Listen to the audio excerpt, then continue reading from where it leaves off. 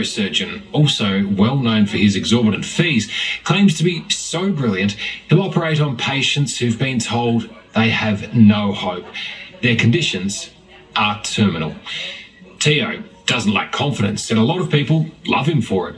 But tonight, Kate McClymont, the Sydney Morning Herald's chief investigative reporter, looks at another side of Charlie Teo and reveals the dreadful price some of his patients have paid for believing the hype that he can perform medical miracles.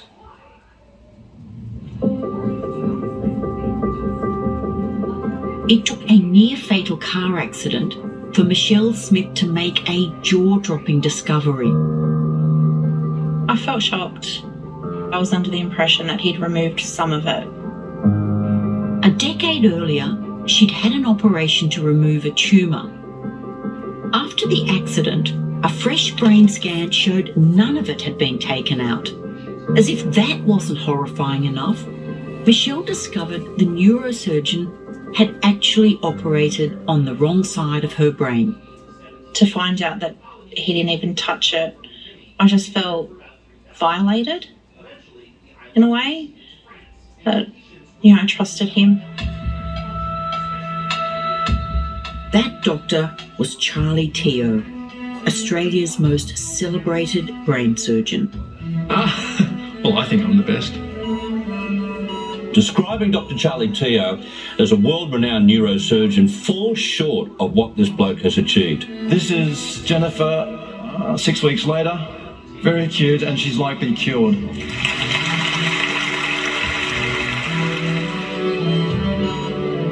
Charlie Teo's self-proclaimed surgical superiority and heroic outcomes have been glorified by the media for years. They lionised the motorbike riding rebel who fearlessly took on the medical establishment, courageously operating when others said nothing more could be done. I'm great at neurosurgery, so what I do is I try and push the envelope more and more. While Dr. Teo's successes have been lauded, his failures have troubled many doctors and nurses who've been left to treat patients and their families financially and emotionally crippled from his futile surgeries. Dr. Teo is now facing a disciplinary hearing over 2 operations, which even he acknowledges had terrible outcomes. I know that the 2 cases you're discussing are bad. No one can dispute that. Tonight we hear from shattered patients who paid a heavy price after Dr. Teo convinced them that in his hands, miracles can happen. I just said to my mum, I want to see him. I want him to fix me. Like many of Dr. Teo's patients, Michelle Smith was convinced the charismatic surgeon she saw on television was the only doctor who could help cure her epileptic seizures caused by a brain tumour. In 2003, at the first appointment, 19-year-old Michelle went along with her mother, Anna. Whilst having his door ajar and I was in the waiting room with Michelle, I heard him say to the person that was accompanying the patient, "What is your wife's or daughter's life worth?" And I thought that is a strange comment for a doctor to make.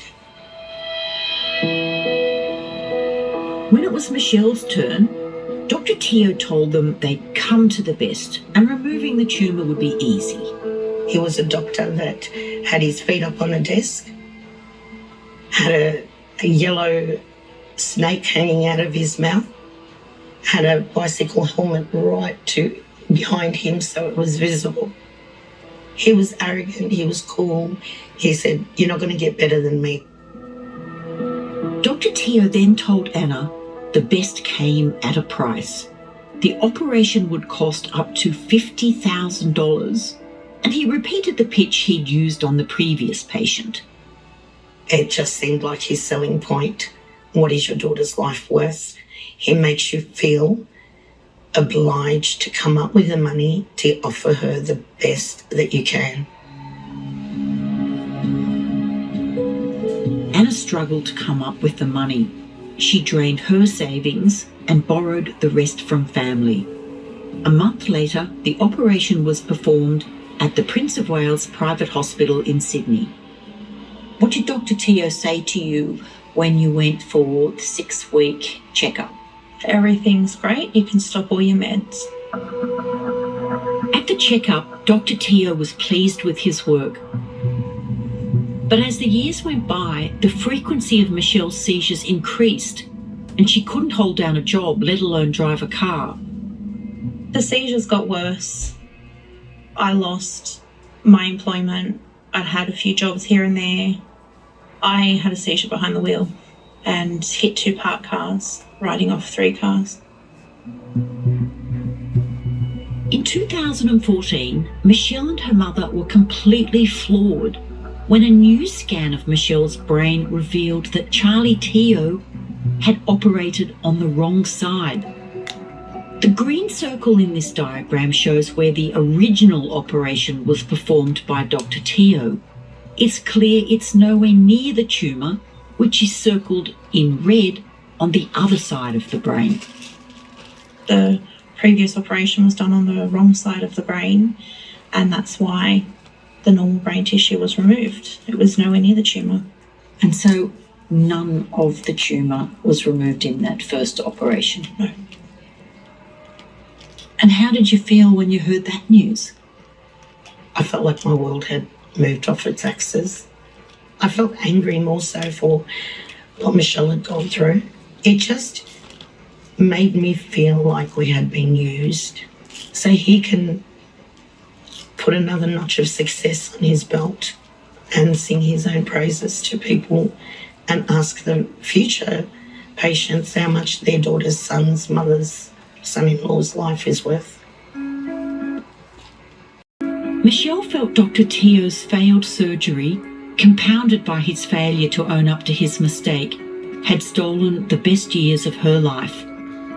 In 2018, she sued Dr. Teo for medical negligence and obtained a confidential settlement.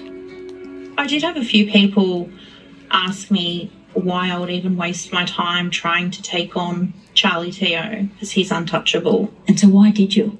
Because no one's untouchable. Dr. Teo denied that he'd operated on the wrong side of your head. How do you respond to that? The scans don't lie. It's all there. Maybe he needs to look at them again. 13 years after the initial surgery, Michelle had another operation to remove the tumour. This time, a neurosurgeon at a Sydney public hospital operated at no charge, and since then Michelle has been seizure-free and feels like she's been given a new life. But Dr. Teo's mistake still distresses her. A lot of bad memories and a lot of guilt for the expense that the family went through and just the stress that I put them all under wanting this. As you'll see, the families of many patients feel profound guilt for buying into the miracle they feel Charlie Teo sold them, only to be crushed by the repercussions from his unsuccessful surgeries. There should be some regulation to stop this.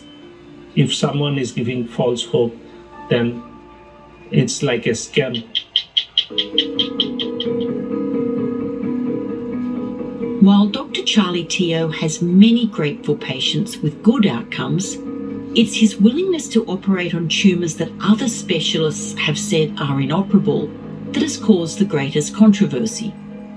I don't get referrals from doctors, sure. I don't get referrals from emergency rooms or neurologists. I get them from purely word of mouth. So easily 95% of my patients have come to me because they've heard about me or they've been rejected by someone else. Dr. Teo maintains he respects his patients' wishes, and if they want to take a gamble on surgery that other doctors have deemed too dangerous, he's happy to roll the dice. But some of the surgeries he offers are like playing Russian roulette, with the outcome arguably worse than death. I have that trait of tenacity, but sometimes I question my own motivation and my own reasoning as to why I should operate on something that's so inoperable as a brainstem glioma. They all die anyway, brainstem gliomas, patients with brainstem gliomas. So I've often rationalised to myself that, well, they're going to die anyway. Why don't we give it a shot? Charlie Teo's questionable surgeries on inoperable tumours have led to an ongoing investigation by medical authorities. Last year, the New South Wales Medical Council became so concerned about the risk he posed to the public that they placed restrictions on his ability to perform brainstem operations. Even worse for Dr. Teo, Prince of Wales Private Hospital, where he's worked for years, no longer lets him operate. Dr. Sarli told us that we'll get normal and healthy Mikolas back. That's why we agreed with this risk. One of those angry about Dr. Teo's brainstem surgeries is Prasanta Barman, an engineer from Assam in India. In 2018, his much-loved only child, 4-year-old Mikolaj, was diagnosed with a rare brainstem tumour called a diffuse intrinsic pontine glioma. DIPGs, as they're known, are incurable and inoperable. The doctors in India were telling that it's not possible, it's not operable, there is no cure for DIPG. It is the only tumor in pediatrics where from the day you're diagnosed, you're already considered palliative. Mark Kieran is a leading American pediatric oncologist who's trying to find a cure for DIPGs, the most lethal of childhood cancers, where the average life expectancy is 6 to 18 months. It's not just a question of if you're going to die, it's really when you're going to die. So it's the worst of the worst. It is the worst of the worst. There's no way to cut out the tumor cell without cutting out those normal cells. A DIPG is diagnosed by an MRI combined with the child's symptoms, such as headaches, blurred vision, and problems with balance. It grows in a crucial part of the brainstem known as the pons that links the brain to the spinal cord. In a normal MRI, this area right here called the pons is the normal structure that controls things like breathing, heart rate, and the ability to be awake and alert. You can see in a child with DIPG how this area is now completely swollen and unfortunately completely surrounds all of the normal cells, meaning that if you tried to remove this area, you'd be cutting out all of the normal cells and their critical function as well. As a neurosurgeon, I don't have a role in this cancer. It's illogical, to go in there and think that in the traditional sense of surgery, I'm going to take out this tumor. Like Mark Kieran, Professor Mark Swedane knows just how deadly DIPGs are. He's one of America's preeminent pediatric neurosurgeons and is focused on finding a cure through drug trials. Professor Swedane says it's well understood in international medical circles that surgical removal, known as resection, would be catastrophic given the location of the tumour in the brainstem. What harm could resection possibly do to a child? Death, permanent morbidity, paralysis, inability to preserve vital functions, breathing, respirations, blood pressure, heart rate. But as far as you're aware, there is no clinical or research data anywhere in the world that shows a benefit from resecting these kind of tumours. Absolutely not. It doesn't exist. 2 neurosurgeons in India told Prasanta Barman his son had a deadly DIPG. But friends told him about the famous Australian neurosurgeon, and in desperation, Prasanta emailed the MRI scans to Dr. Teo. Emails from Dr. Teo's office contradicted the previous diagnosis. Unbelievably, Prasanta was told the tumour could be removed and Mikolaj cured. Dr. Teo wanted to operate as soon as possible. Dr. Teo has reviewed the scans and suggested urgent surgery. He said there is a very high likelihood of cure. I sent about 10-15 questions And some of these questions were like, what is the possibility of cure? He said once we can remove the entire tumor, he can live a healthy life. We showed Mikolaj's scans to multiple neurosurgeons who immediately identified the tumour as a DIPG. When told that an unnamed surgeon had offered a resection with the hope of a cure, they were horrified. Given the high stakes of operating in the brainstem, if there was the slightest doubt about Mikolaj's tumour, a biopsy prior to the surgery would provide a definitive result. If one is troubled by something that's out of step, is you do a biopsy. Do a biopsy, let's get those results and then make a determination about what to do. And that's not a difficult endeavor. It's a half-an-hour operation. Children usually go home the next day and you pick up the pieces later and make a decision with information. We gave him all the reports and we asked him if he needs any investigation or any other test which I need to do before I go for surgery. He said no further investigation, nothing is required. When Prasanta asked about the risks of the operation, he was told there were many and the tumour was in an extremely critical part of the brain. But it was emphasised to him that surgery was the only hope. It's important to note, though, that if Mikolaj does not have the operation, then he will likely die from this tumour. Persuaded by Dr. Teo there was a good chance the surgery would cure his son, Prasanta opted to have the operation for $80,000 in Singapore instead of $150,000 at Prince of Wales Private Hospital in Sydney. He used up his retirement savings, borrowed money, and friends helped fundraise for the operation. Before the operation, Charlie Teo was paid $40,000 and another $40,000 went to the hospital in Singapore. The night before the surgery, in this video, Mikolaj was chatty and his parents were optimistic. He was playing with his toys, and at that time we told him that there will be a big fight tomorrow. There's something inside your brain, something inside your head, so that bad things will be taken out, and after that you will be okay again. And he was saying, yes, I will fight with it. And saying this, he was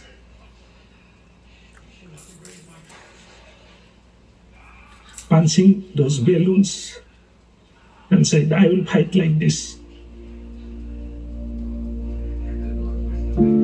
Dr. Teo only met the little boy for the first time as he was being wheeled into the operating theatre. It was then that he gave the parents troubling news. He said that tumor is in a very remote area and it was diffused, and so we may not be able to remove 100% of the tumor. Prasanta and his wife were worried, but it was too late to back out. The operation went ahead and it lasted 10 hours. Charlie Teo spent just 10 minutes telling Prasanta that he'd removed 85% of the tumour and it looked benign. However, within days, the biopsy results confirmed what had been obvious to the other surgeons. It wasn't benign, it was a DIPG.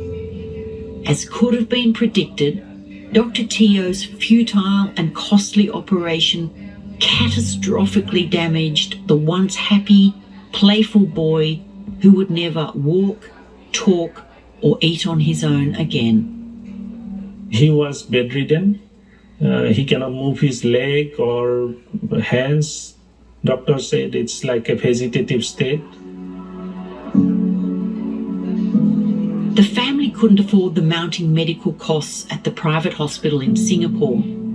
Because Mikolaj was so ill and unable to breathe on his own, Prasanta spent $40,000 for an air ambulance to fly him back to India.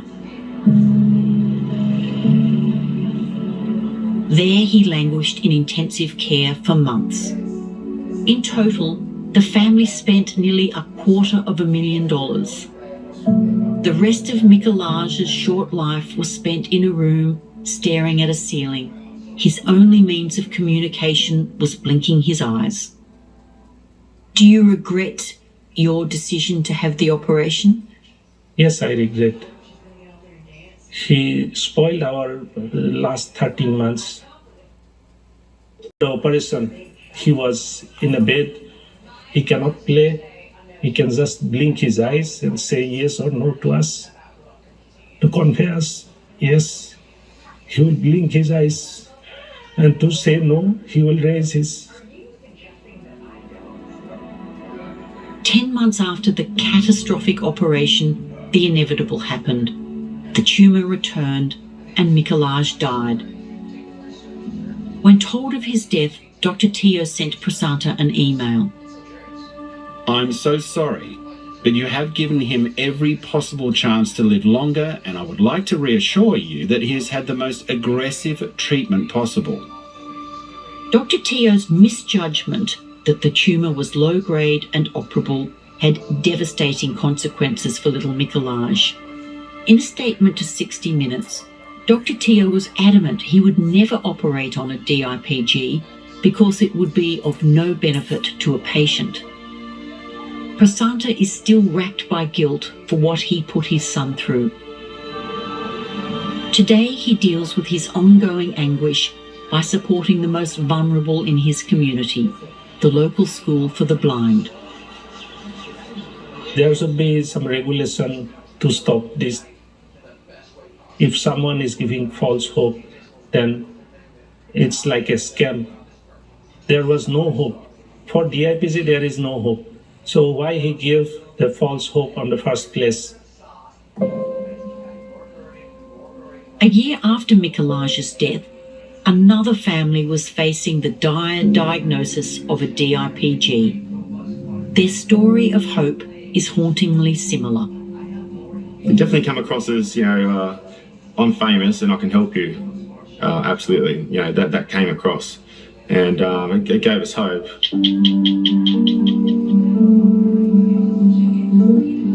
2 years ago, 7-year-old Bella Howard was diagnosed with the same condition as Mikolaj Barman, an inoperable and incurable brain tumour known as a DIPG.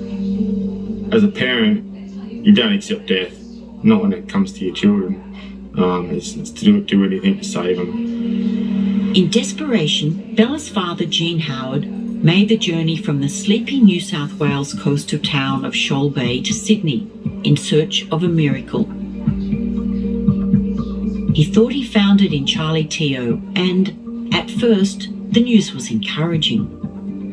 Even though Dr. Teo's notes indicated he agreed that this is likely to be a DIPG, he suggested there was a tiny chance it wasn't an aggressive tumour after all. Bella's grandmother Maritza remembers this. So he said we have a 1% chance there that scan might be a little bit off. What was he offering to do for you? He could do some cutting or resection work to try and remove some of the tumour. The result of that, if it goes well, the possibility of extended life, she could live longer. He actually said that? He said that, yeah. At this point, we were all in tears because there was no hope. Then we got this possibility of hope. There's a doctor out there offering something. If Dr. Teo had any doubts about the kind of tumour, he could have waited for conclusive biopsy results. Instead, he wanted to operate the very next day. The Howards leapt at the chance to save Bella. However, there was a catch. The surgery would cost $100,000, and $50,000 had to be in Dr. Teo's bank account that night. Yeah, it was a shock. We were trying to figure out, how to get it ourselves. But even to get a loan, it takes weeks. Even friends that have lots of equity, for them to get a loan, it still takes weeks. Felt like we were nearly not going to have it happen, and my heart was just dropping every time I thought that. I wasn't ever stopping until we got that money. Well, I was shocked at the amount. Mark Ramsland is a friend of the Howard family and their solicitor. A cancer survivor himself, he was troubled at the haste for the surgery and the extraordinary amount of money that had to be in Dr. Teo's account that night. My concern initially was the rush. Why did they have to have an operation in effect overnight? Why did they have to raise money overnight? I was just a little perplexed at how an operation that could save someone's life needed to be contingent on a payment of money the very next day. Jean's boss loaned him the money, clearing the way for the operation to go ahead the next morning. Immediately after the surgery, Jean was ecstatic when Dr. Teo said he'd removed 95% of the tumour, which, in his opinion, was low grade and slow growing. Definitely when you take 95% of anything out of anything, you're going to be pretty positive about something's future. We're really positive this could be good for Bella, and it could extend her life by ages. Within days of the operation, Dr. Teo received the biopsy results. Bella's tumour had the genetic marker for an aggressive, fast-growing DIPG. But even then, Dr. Teo questioned the validity of the pathology results and continued to give the parents hope that his resection had been their best option. However, distinguished paediatric oncologist Mark Kieran says resection of a DIPG is futile and harmful. If you ask me, is DIPG ever a surgically curable tumor? The answer is no. It can only result in neurologic devastation and eventual death, either from the surgery or your tumor. Even if you took out 99.9% of the tumour surgically, which you say is nigh on impossible anyway, it's going to come back. Is that right? That's correct. Neurosurgeon Mark Swardane has never seen or heard of anyone trying to surgically remove a DIPG because of the harm it will do to the child. So I honestly have not been witness to someone trying to resect a classic DIPG. So I can't tell you because I've never seen it. I would predict it's going to be a devastating endeavor. When she first came out, she was paralysed, left arm, left leg, and I think it was her left face. She couldn't move them at all. Can I get a thumbs up? Oh, that was quick. Good girl. Bella was different. Bella had pronounced palsy. She couldn't really walk. She couldn't speak. I couldn't understand her. Good girl, Bella. Look at this. Oh, my God. The family struggled to repay the money for the operation, and like dozens of Dr. Teo's patients, resorted to crowdfunding for help. Bella needed constant care and rehabilitation. She couldn't stand on her legs and that, so physio had to come and like try and make her walk and all that. The first few days was hard. After time, she got there. 7-year-old Bella Howard has been in and out of surgery, battling an aggressive brain tumour. But while the family remained optimistic, the cancer was taking its inevitable fatal course. On the long drive home to Shoal Bay after Bella's 12-week scan, Jean and Sarah received the shattering news. Dr. Teo told Jean to pull over and get out of the car. That's when he told me, mate, this is really bad. The scan's come back. It's grown probably 2 or 3 times as big as what it originally was. When Jean hopped back in the car, I said, "Is it good or bad?" He just shook his head, and I just started crying straight away, all the way home. Good girl. Bella deteriorated quickly and required 24-hour care. Good girl. Doctors at John Hunter Hospital in Newcastle, north of Sydney, had originally given her 6 to 18 months. In January 2021, 8 months after diagnosis, Bella died surrounded by her devastated family. Yeah, it was hard, just holding my arm, slowly watching the tumour shut everything down. I said, Bella, I know you can hear me. You'd be good up there. And I said, there's a good world after here. It's probably even better than here. And we'll see you one day. You stay strong. Words just can't describe how hard it was to watch my beautiful Bella die.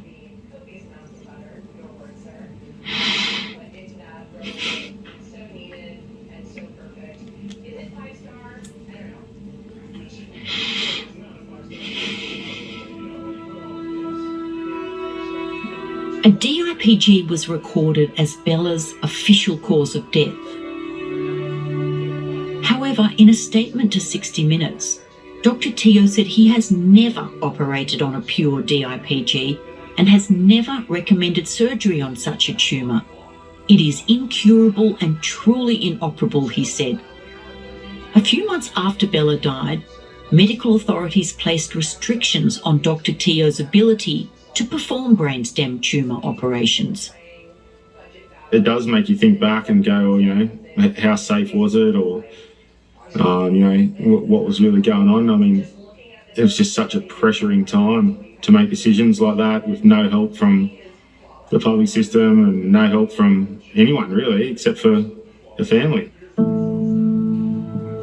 While the Howards still appreciate the hope Dr. Teo gave them, the family lawyer Mark Ramsland, having read up on DIPGs, now questions whether there was indeed any point in having the surgery.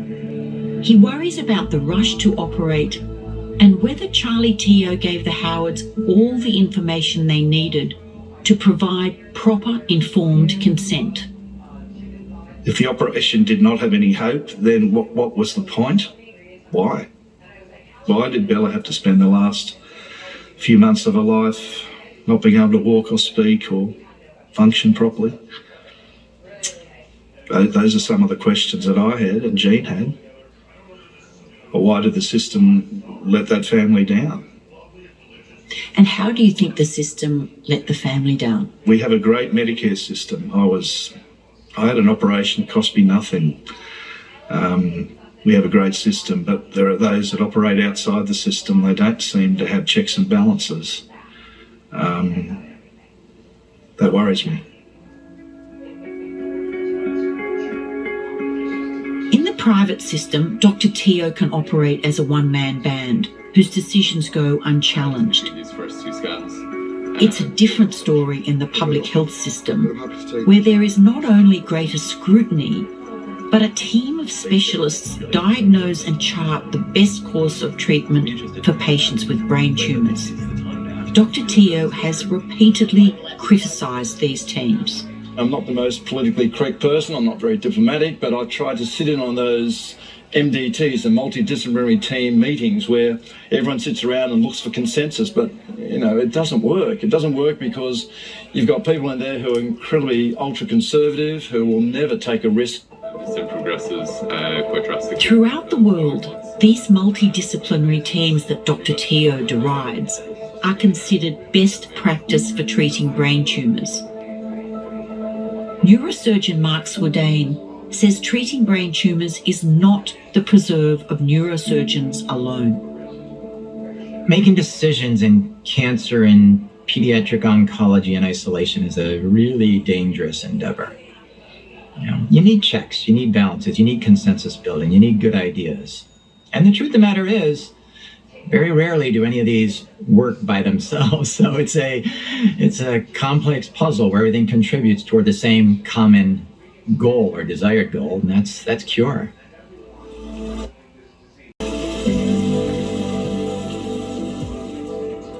I work with a team of experts. This idea that someone is the smartest person in the room, someone is the best in the country, I just don't think that's true. 31, she's a vet, just finished her vet. Professor Kate Drummond is the head of neurosurgery at Royal Melbourne Hospital.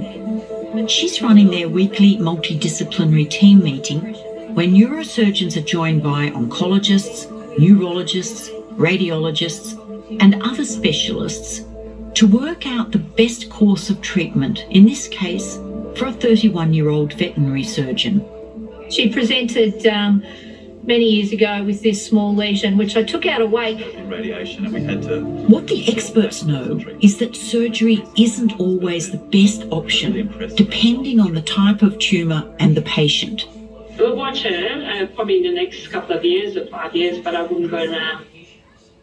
What does inoperable mean? There are parts of the brain where we really feel that in the majority of cases, surgery will lead to intolerable complications, very poor outcome, and in fact risk to life or consciousness. And those areas, I guess, are truly the ones we consider inoperable.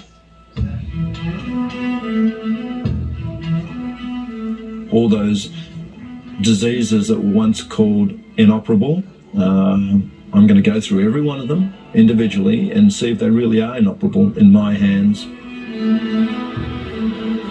The private system has allowed Dr. Teo the opportunity to play God. He claims he would be more than happy to operate in the public system, but he says colleagues, envious of his superior skills, have shut him out.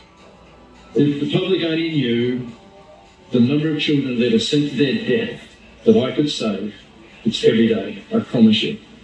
I can take out all these tumours and they will just refuse. I'd rather see the children die than come to me. Their egos are too big or they're too fragile or whatever, but they just won't accept that I'm doing something different. The truth is somewhat different. In 2017, Dr. Teo let lapse his accreditation, allowing him to operate at the Prince of Wales Public Hospital. Even before that, his colleagues suggest part of his reluctance to operate in the public system was because he would not be able to charge his extraordinary fees. Also, the validity of his riskier surgeries would have been challenged. They bring up this concept of evidence-based medicine, but that's ridiculous too, because if you are waiting to read the literature before you do an operation, of course you're never going to do a new operation, because there's no literature to support it. The trouble is, we're not taught to offer medical treatments based on chance or taking a chance. However, for some of his patients who do take that chance, they realise too late that they're condemned to a life arguably worse than death. Doctors take an oath, do no harm. This has done more harm than good. Emotionally, physically, and mentally, the strain you put on families when you do operations like this is a lot more than if you would lose someone. Across Australia, dozens in the medical profession have told 60 Minutes how the public system has been left to care for damaged patients and their families who are too broken to complain about the steep price they paid for the hope Dr. Charlie Teo was selling. You've got to tell the truth. You can't just cover things up. You cannot be all roses and I'm fantastic and I will do this and I will be able to achieve this. You've got to tell the consequences. And to me, my thing is, yes, you did the operation. Yes, you took the tumour, but what quality of life did you leave him with? Kathy and Joe Leslie enjoyed years of happy travels as Joe's engineering job took them around the world. He was absolutely the love of my life. Joe had previously had treatment for a slow-growing brain tumour, but in 2018, Queensland doctors told him that further treatment was too risky and was likely to leave him blind. They're saying if they did operate, they would make a vegetable of him. They felt that it was that the care that they would give him, the quality of life that he would be left with if he survived the operation would be limited. Joe was given 2 years to live, so the family, having heard of Charlie Teo's surgical skills, wanted a second opinion. At the consultation, Dr. Teo assured Joe he could remove the tumour for $35,000 and dismissed concerns raised by the other doctors that it would leave him blind. Don't worry about that. This is me. I can do way better than what they can do. One of the things that stood out to me was that he basically said that the other surgeons were jealous of him because of what he could achieve. And they poo-hooed him, and that he was a lot better than what they were saying, and he could achieve great things. So what was the one thing that your husband Joe was worried about? What was the deal breaker? He didn't want to go blind. He would rather have passed away than go blind. That was his big thing. And was this deal breaker discussed with Charlie Teo? Very much so. He virtually pushed that aside and said, look, that's not going to happen. You're going to be able to keep your sight in both eyes. Joe's surgery at Prince of Wales Private Hospital was due to begin at 3 in the afternoon, but due to complications with the previous operation, Dr. Teo didn't start until 9 at night and didn't finish until 5 the next morning. Because Teo had to go to Singapore the next day, it had to be done then, rather than be put off because it's too late at night. And that concerned me, very much concerned me.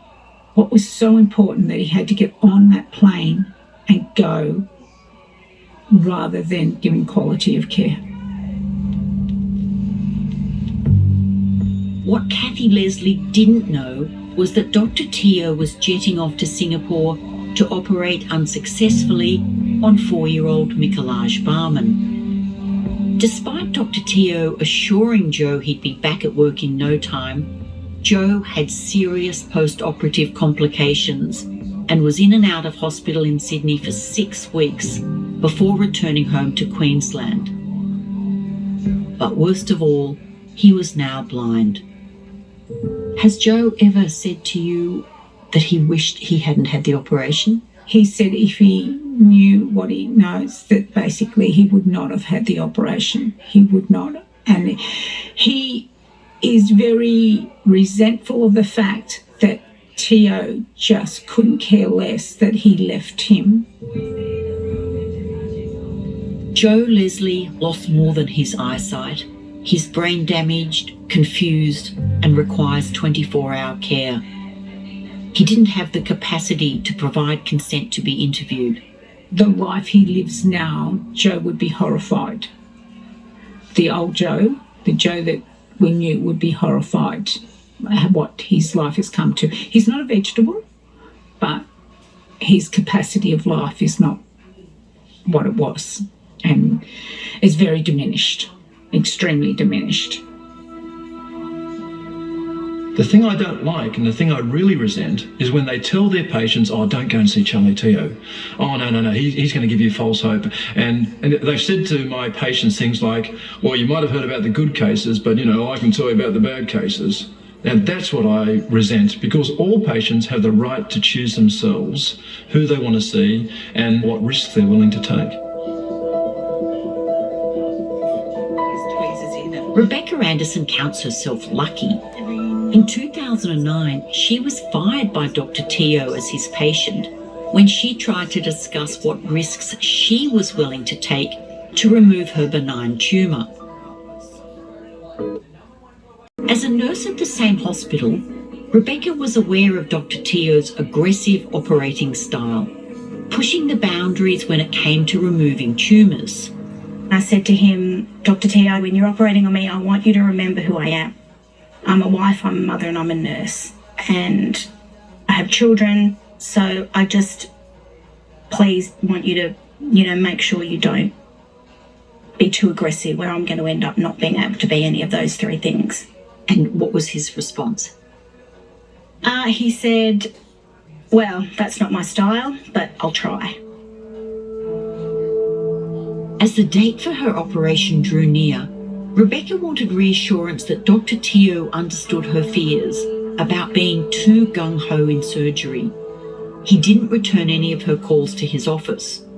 When she ran into him in the hallway at the hospital, his response shocked her. He basically said, I never call anyone back and I never speak to anyone again before their surgery. If you didn't glean everything that you wanted from our initial consultation, too bad.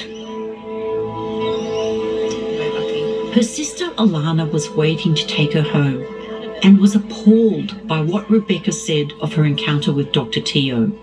I interview my patients. My patients don't interview me. He just looked at me and he said, you know this? I've just got really bad karma from you. So you know what?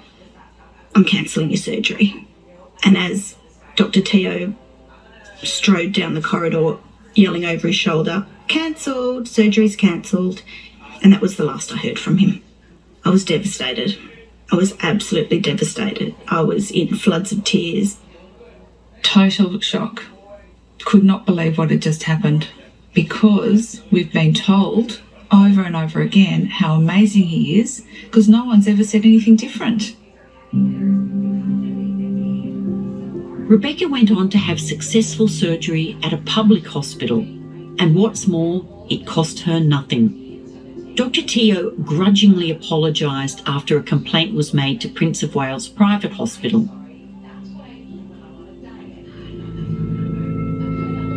But Rebecca isn't the only one to feel Dr. Teo's wrath. When a professor dared question why so many patients were resorting to crowdfunding to pay for Dr. Teo's surgeries, he was bewildered by the response he received. I had to literally switch off social media because there was an endless stream of abusive messages.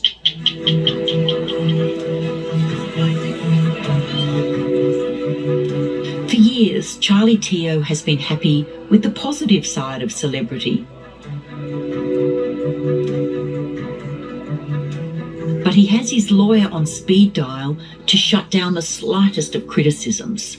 I've virtually got a full-time lawyer on retainer to fight my battles for me, write the letters, do all that sort of stuff. It's just every week the fraternity have been trying to destroy this, find some other way of trying to destroy me. It's terrible. Yeah.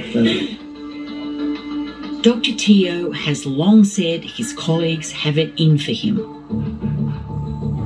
All about giving people false hope and charging too much money, and it's all bullshit, petty stuff, and so I don't know what it is. But you're right, I'm hated by my colleagues. There are very few doctors who actually respect me or like me. Most of them hate me with a vengeance. Far from being jealous, other doctors are deeply concerned, not just about the false hope and excessive fees, but the dire outcomes for many of his patients. They're reluctant to speak publicly about Dr. Teo after seeing what happened to Professor Henry Wu. In 2019, he tweeted about the 113 crowdfunding campaigns to cover the thousands of dollars for Charlie Teo's surgeries. I thought that these were eye-watering amounts of money to have to raise to treat cancer. Nobody should have to resort to literally begging for strangers to support the cost of their medical care. This is Australia. While the professor of urology thought he was raising a worthwhile public health issue, Charlie Teo took it personally, claiming Professor Wu was out to destroy him. I don't know his intention for bringing the issue up, but I think his intention was negative. It was vilification of Charlie Teo. A later tweet by Professor Wu, questioning the $100,000 crowdfunding drive for Bella Howard's surgery, saw Dr. Teo call in the lawyers. I did pay a price for continuing this discussion in that Dr. Teo did commence legal proceedings against me just over that tweet, and it also really highlighted exactly why other doctors are hesitant to make comment about another practice that might be perceived as critical.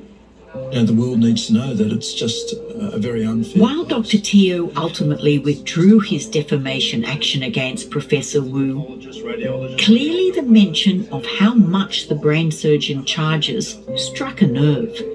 In an attempt at damage control, Dr. Teo tried to play down the amount of money he personally receives for surgeries.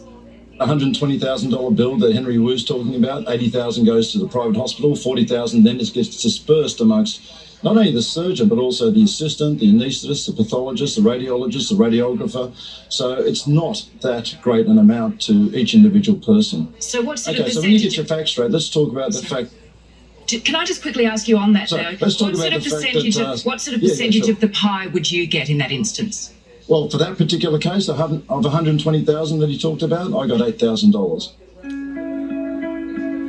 Dr. Teo's patients are told they need to pay $50,000 up front. Jean Howard's bill shows that of that amount, Dr. Teo pocketed $35,000, and on top of that, he charged a $1,000 administration fee. Uninsured patients are also told their private hospital stay will be charged separately. I would have done anything for my daughter to get what she needs. And, if she was alive now and needed it now, I'd still sell my kidney, mate. That's not negotiable. No, it's not just a blessing. Kathy Leslie and other families told 60 Minutes of their surprise that Dr. Teo insists that only cash is accepted at the initial consultation. It was cash only for his first appointment, which was $800, and it had to be cash. Otherwise, cash only. You had to provide cash. But it's not just the money that Dr. Teo charges that caused concerns.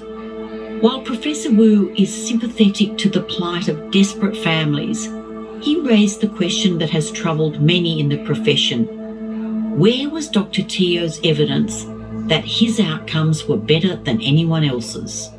All operations that are considered to be appropriate for a particular condition can be and should be able to be offered in the public hospital system. If a cancer specialist has a contrary view to what is acceptable treatment, then it's incumbent upon them to carry out clinical trials and produce the data to support the work that they're doing. And if they do produce that data, then even the staunchest critic is going to be won over.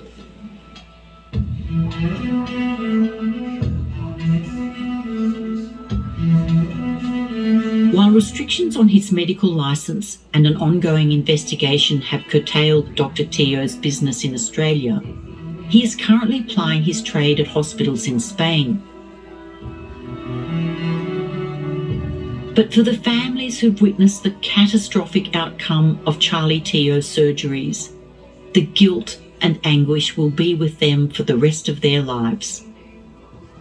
Yes, you did the operation. Yes, you took the tumour, but what quality of life did you leave him with? Now, would Teo like to live the life that Joe's living? Is this the quality of life you want for yourself? Why do you do it to other people then? I don't want any parents to suffer this horrible thing.